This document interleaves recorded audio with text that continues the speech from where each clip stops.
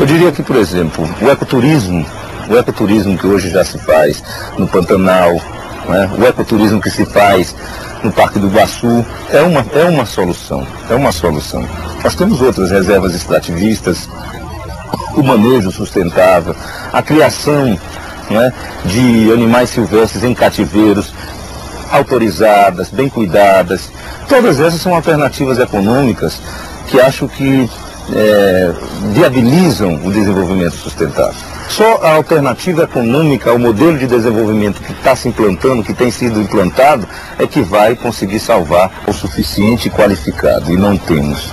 Mesmo que tivéssemos recursos o suficiente, e não temos, com tudo isso, nós poderíamos diminuir o ritmo do desmatamento, mas não reverter a tendência. A reversão da tendência nós só vamos conseguir dando alternativas econômicas àquelas populações que vivem no entorno dessas áreas.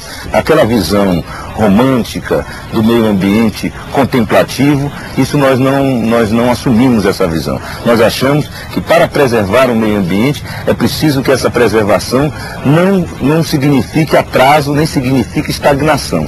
O meio ambiente tem que andar junto, ele tem que andar junto e ser também um promotor, né, do desenvolvimento.